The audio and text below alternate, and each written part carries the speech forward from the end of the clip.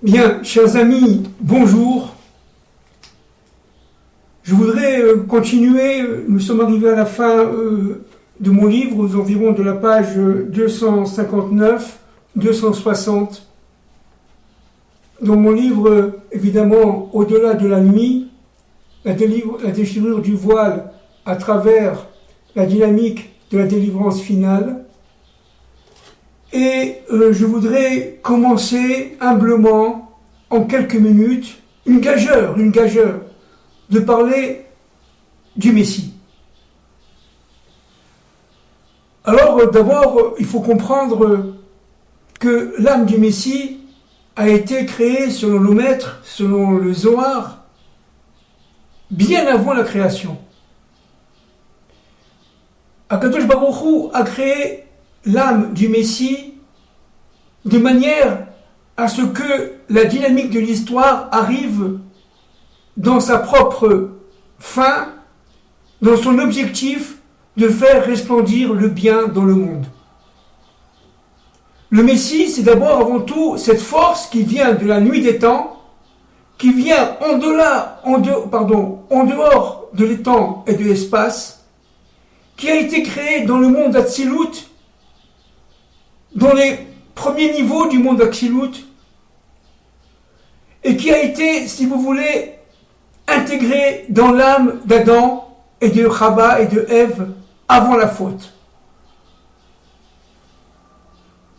Avant la faute, le Messie était présent dans les 600 000 étincelles de Adam et de Chava, toujours avant la faute, et cela lui permettait tout simplement d'abord d'être toujours en joie, parce que dans les otiotes du Mashiach, il y a les lettres de Simcha, vous voyez, Simcha et Mashiach sont les mêmes lettres. Il était toujours en dynamique, en travail, en joie, en Simcha, en Sasson, la Simcha étant la joie de l'âme, et le Sasson étant la joie du corps.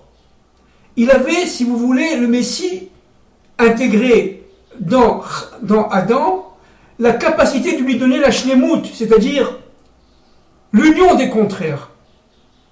Adam était relié à sa femme, Adam était relié à sa femme et à son Dieu. Et c'est le lien qui permettait tout simplement à Adam de fonctionner dans son monde avant la faute, est lié directement à cette force messianique. Alors, le Messie est présent, disent nos maîtres, à chaque génération. Depuis la nuit des temps, depuis la faute d'Adam Arishon, lorsque l'arc de la connaissance du bien et du mal ont été séparés, avec l'acte de vie, séparé avec l'acte de vie, le Messie s'est caché, toujours présent, mais est devenu tout simplement en attente, invisible, mais toujours présent à chaque génération. Il apparaîtra, Bezrat Hashem, à la fin des temps de l'histoire, comme nous allons le voir et comme nous allons selon la réflexion de nos maîtres, du Zohar, du Talmud, de la Gemara, de la Torah, etc. Alors dans un premier temps, nous allons nous référer à nos sources talmudiques et à nos sources midrashiques et à nos sources zoraïques. D'abord, le Rambam, l'immense Rambam, dans son livre Ilchot Melachim, le Rambam dit que il faut absolument croire d'une foi profonde, absolument profonde, dans son cœur, à l'arrivée du Messie. Il s'agit d'une mitzvah, d'un commandement, il s'agit, si vous voulez, d'une profession de foi fondamentale. C'est la 12e profession de foi parmi les 13 du Rambam dans son livre. Et cela, même si le Messie tarde à venir.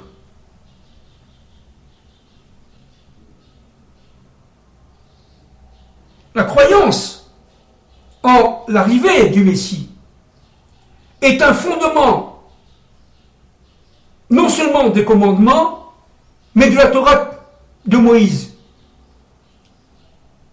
Toute personne, chas v'shalom, toute communauté, qui n'attend pas de tout son cœur, à chaque génération, l'arrivée du Messie, eh bien, est appelé mécréant, dit le Rambam. Et il sera d'ailleurs jugé à la fin des temps de l'histoire. J'ouvre une parenthèse et je reviendrai après. À la fin des temps de l'histoire, au moment de la guerre de Gog et Magog, nous allons être jugés par Hachem et le jugement sera implacable. Ceux qui n'auront pas attendu le Messie, et même s'ils ont été érudits en Torah, eh bien, seront, j'allais dire, punis par Dieu. Pourquoi ? Parce que l'attente du Messie, dans l'intériorité de tout son être, est en fait supérieure à l'étude de la Torah.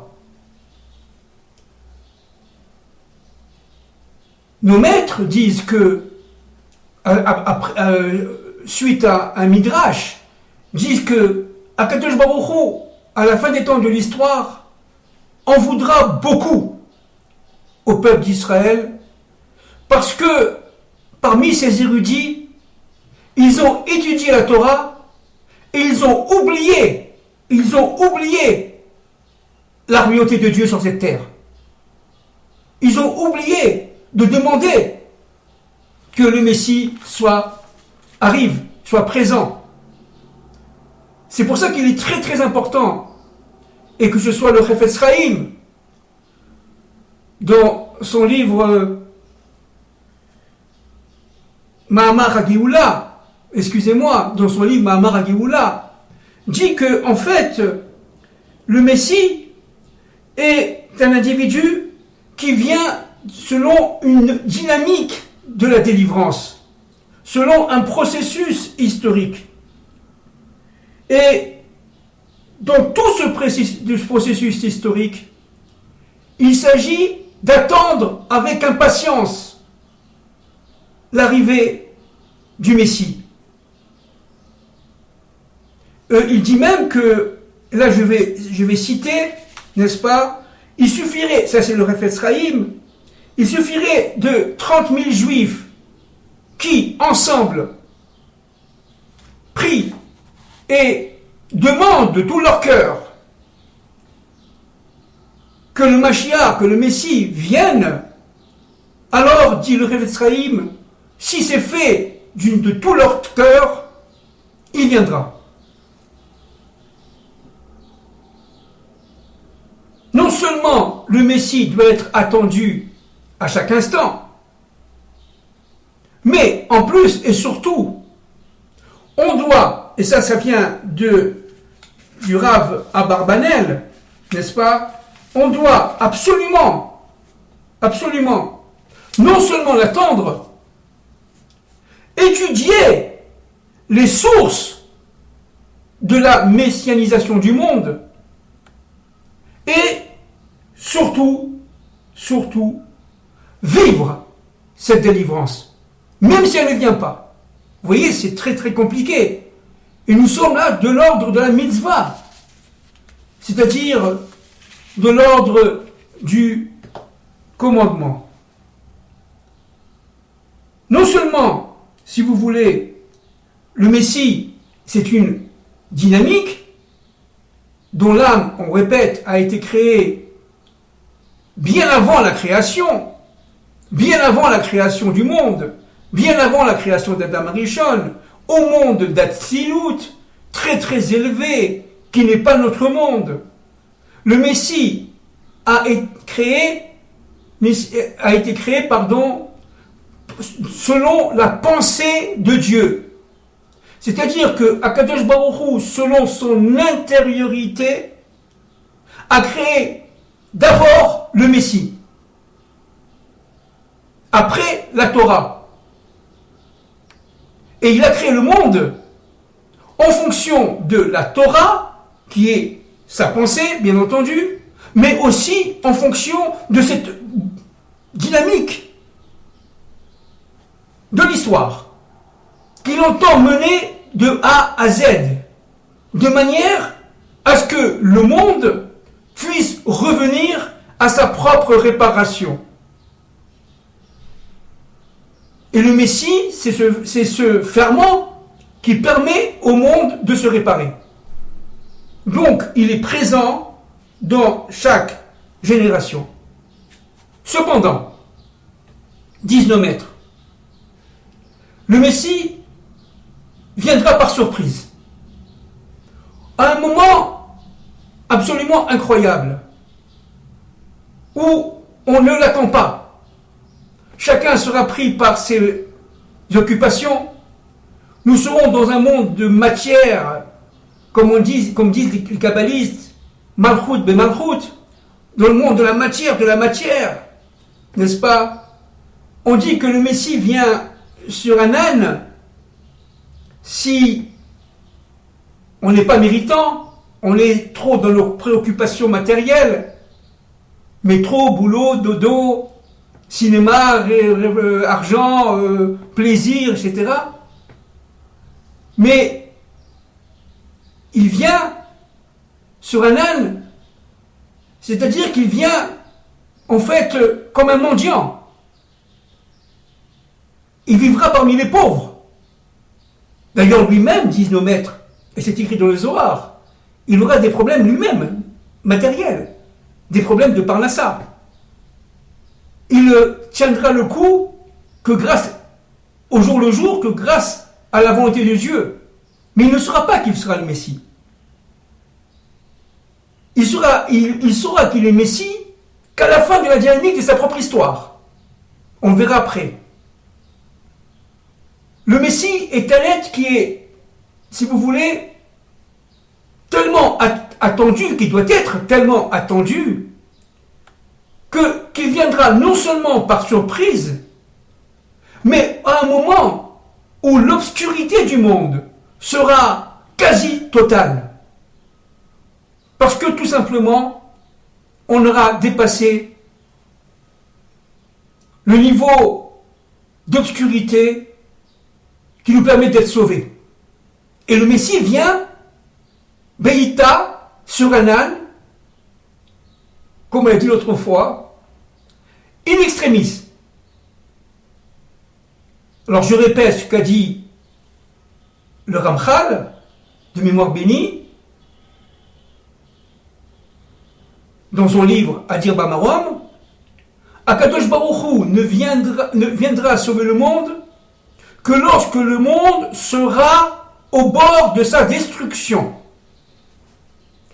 Et le Messie se révélera Beïta, ça veut dire en son temps, selon la volonté divine. Si la génération n'est pas méritante, par surprise, entre parenthèses, l'âne, ce n'est pas un âne, évidemment, comme un autre. Tout est codé, bien entendu, dans la Torah. Les maîtres des secrets disent que l'âme du Messie aura 100 couleurs. Que l'âne du Messie sera, en fin de compte, l'âne qu'Abraham Avinu a utilisé pour emmener son fils à la Kedah, au sacrifice, pour amener Yitzhak, j'aime pas ce mot, mais enfin c'est en français, au sacrifice. La Kedah Yitzhak en hébreu. C'est le même âme qui reviendra et qui portera Moïse de la maison d'Yitro, de Midian, jusqu'en Égypte pour sortir et sauver le peuple hébreu, enfermé dans l'esclavage d'Égypte. C'est l'âne qui a été créé, d'ailleurs, avant la création. Avant la création. Au moment de la création de l'âme du Mashiach. Évidemment, ce n'est pas un âne comme on pense. D'ailleurs, entre parenthèses,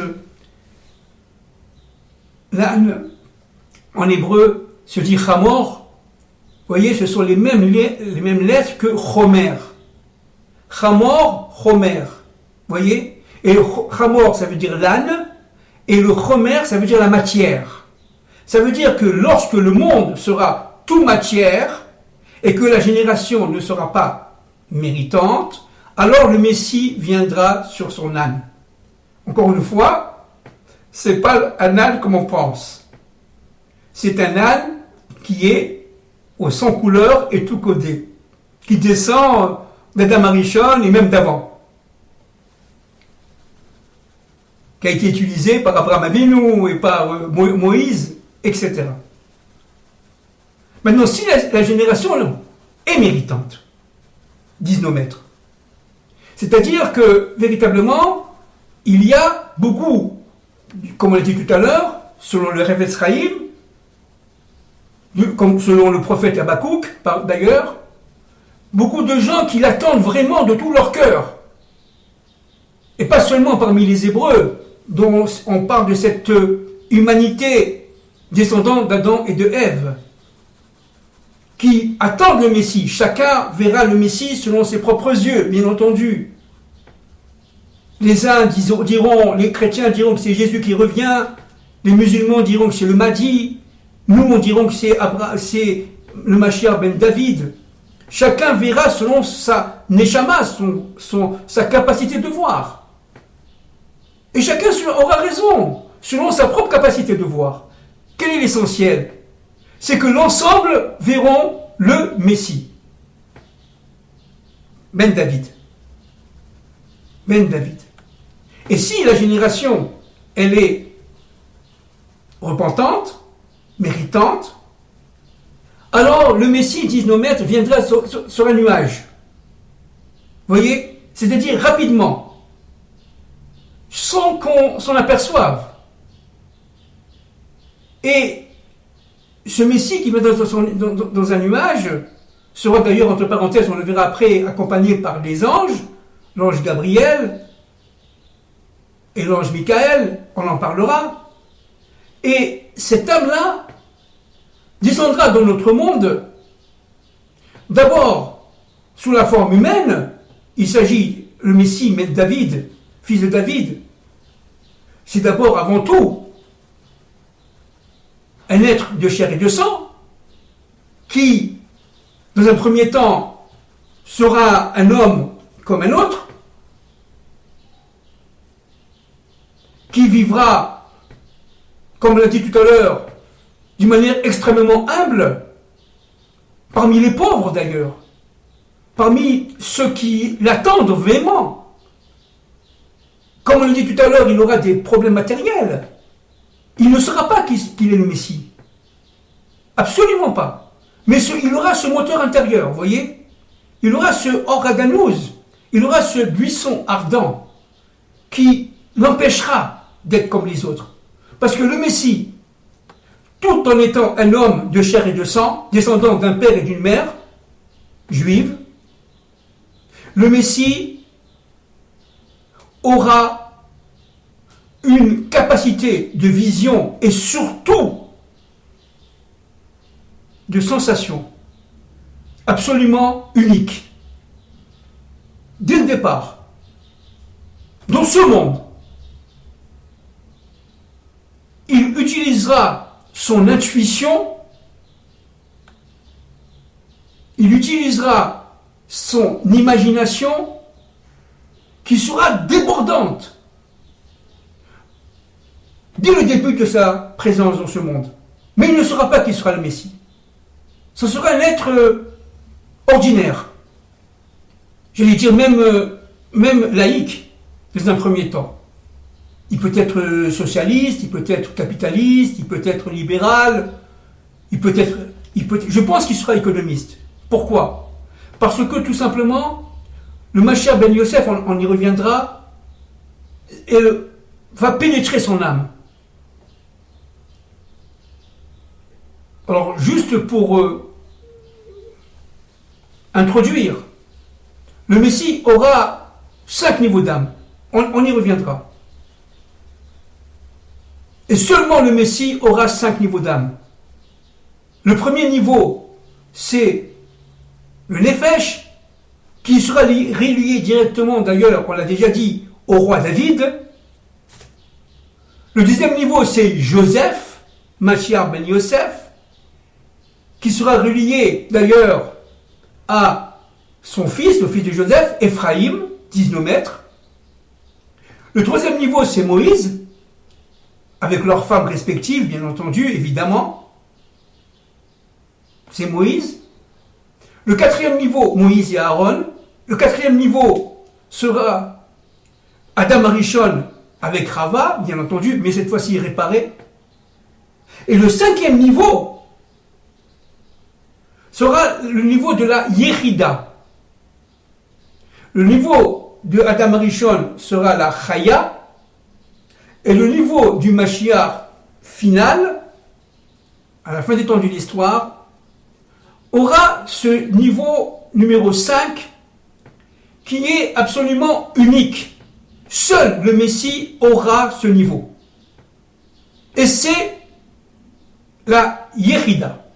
On verra comment il va le recevoir dans les prochaines interventions, si Dieu veut.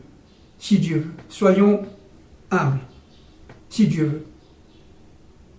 Donc, progressivement, il va comprendre dans sa dynamique au jour le jour qu'il a une mission. Mais cette mission ne lui sera pas révélée vraiment.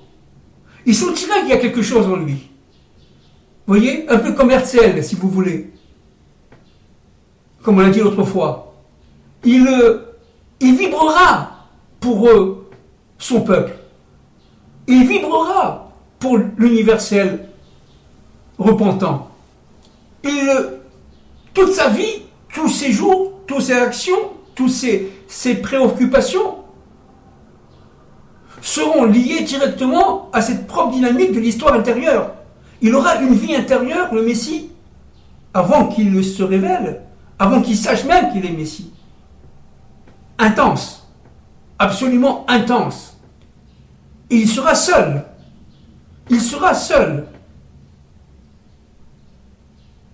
Différent des autres, en fait. Extrêmement différent des autres. Mais, vu dans son extériorité, il sera un homme absolument comme un autre. Et personne autour de lui s'apercevra qu'il est le Messie. Impossible. Pourquoi? Parce que nous sommes tout simplement fautifs. Nous sommes suffisamment, tout simplement, impurs. Nous n'avons pas la capacité, nous n'avons pas reçu encore la vache rousse, la 10e vache rousse, qui nous permet de rentrer dans la pureté, au sens de la halacha, de la Torah. Donc nous sommes tous impurs par la mort. Et donc nous avons tous une fois touché un chéret, c'est-à-dire une bête impure, un animal impur. Donc nous sommes tous impurs, donc nous n'avons pas la capacité de le voir, absolument pas. Et lui-même, encore une fois, je répète, il ne saura pas qu'il est Messie, jusqu'à un certain temps.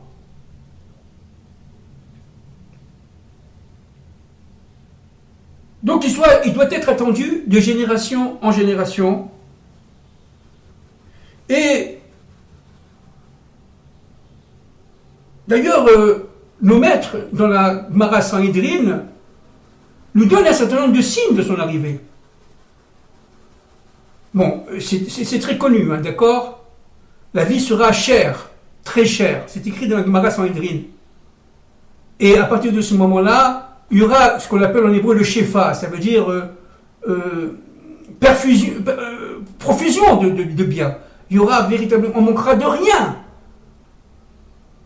Mais les prix seront extrêmement chers. Regardons aujourd'hui, vous verrez que la hausse des prix est absolument insupportable en Israël et dans le monde entier, alors que la Terre a largement la capacité, notre monde a largement la capacité de produire pour chacun d'entre nous. Seulement, quelques-uns, on ne va pas répéter, hein, n'est-ce pas, les forces du mal ont subtilisé cette force et l'ont prise à leur propre profit. Ça, c'est un autre problème. On a déjà parlé de la guerre de Gog et Magog, etc. Et dans cette ambiance d'obscurité, d'impureté, de proche en proche, au moment où véritablement il y aura une crise économique, une crise financière, une crise monétaire, et ça, la source est dans la Guémara, Sanhédrin. Il n'y aura pas d'argent dans les poches. Il n'y aura pas d'argent dans les distributeurs automatiques de billets. Les banques seront en bonne partie en faillite.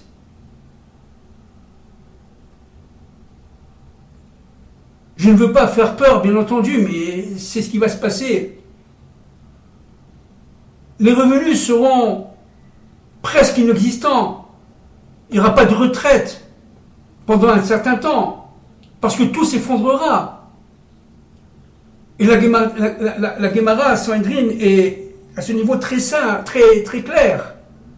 Non seulement il y aura une hausse des prix, mais en plus, et surtout, il n'y aura pas d'argent dans nos poches.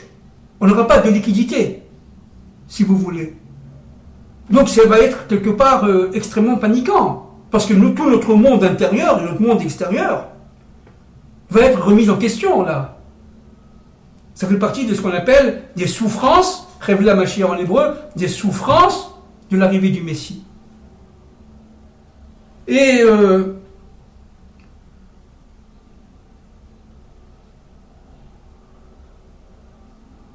à la fin des temps de l'histoire, dit toujours la Guémara Sanhédrin, juste avant l'arrivée du Messie, il y aura un jugement divin contre les tribunaux. C'est écrit. Contre la police. Maintenant on comprend, n'est-ce pas? Parce que tout simplement, les juges n'auront pas fait leur fonction de juge. Ils ont été, si vous voulez, pervertis. Et les policiers n'auront pas, dit la Guémara, fait leur fonction de policiers.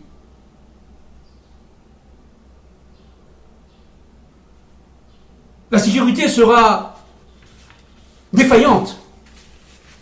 Et surtout, les juges seront tout simplement défaillants.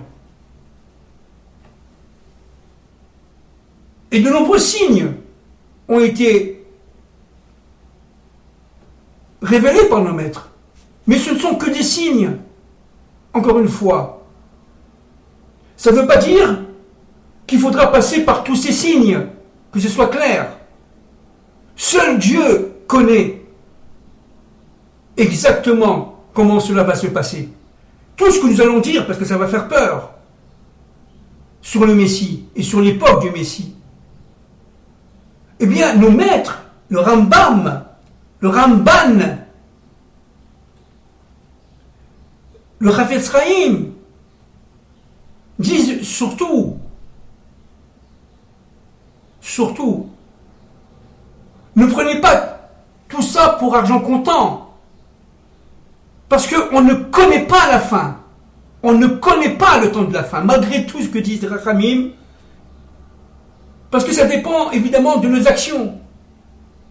Ça dépend d'un plan secret qui est prévu depuis Bereshit, et que ce plan secret prévu depuis Bereshit ne nous a pas été vraiment révélé. C'est dans les secrets, comme je le dis toujours, dans le secret de l'intériorité du divin, dans la prunelle des yeux de Dieu. Bien sûr, Dieu n'a pas d'œil, bien entendu, c'est codé. Il n'y a que Dieu qui connaît la tête. Il n'y a que Dieu qui connaît la dynamique finale de l'histoire. Donc, tout ce qu'on va dire, et ça va faire peur encore une fois, peut être sujet à caution. Parce que tout simplement, nous n'avons pas, dit le Rambam et nos maîtres, l'exactitude de la vision de la fin des temps. Alors, pour finir, aujourd'hui, je voudrais appuyer sur un point fondamental. Le Messie, c'est l'intériorité de Dieu. Il porte en lui l'esprit divin. Il aura ce qu'on appelle en hébreu le Ruach Elohim. Il aura cette force intérieure. Vous voyez, c'est dans Bereshit, dans le livre de Bereshit, dans la paracha Bereshit, on parle que, tu voyais, un roi, un esprit plané sur la surface des eaux. Cet esprit, dit nos maîtres, c'est le Mashiach, c'est le Messie. Vous voyez, avant même la création de l'homme. Le Messie, c'est une force qui, non seulement va sourcer celle d'Adam et de Chava, mais qui va continuer à agir, même d'une manière extrêmement cachée, dans toute génération, dans tout l'universel. Le Messie, on le verra après, est un combattant. On le verra comment? Un sacré combattant même. Et c'est grâce à cette dynamique de l'histoire messianique que nous allons atteindre la délivrance finale. Alors je finis en citant dans la Gemara Sanhedrin, je cite, le Rav Yochanan dit que le monde n'a été créé que par le mérite du Messie, qui viendra, je cite, à la fin des temps de l'histoire. En hébreu, on dit Léati de Lavo, pour ceux qui connaissent un peu l'hébreu, pour délivrer Israël et les nations descendant d'Adam Arishon repentantes. Tout le monde ne sera pas délivré. Tout le monde ne verra pas le Messie. Tout le monde ne verra pas tout simplement la délivrance finale. Parce que tout simplement, ça dépend de nos mérites, ça dépend de notre capacité de voir. On en reparlera, on reviendra de tout ça. Il n'y a pas de création, je cite, il n'y a pas de création, dit le Rav Yochanan,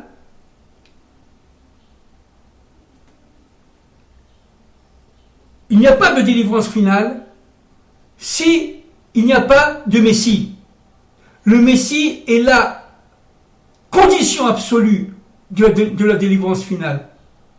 Et si on n'y croit pas, et si on n'attend pas, alors on n'a pas droit à cette délivrance finale. Vous comprenez?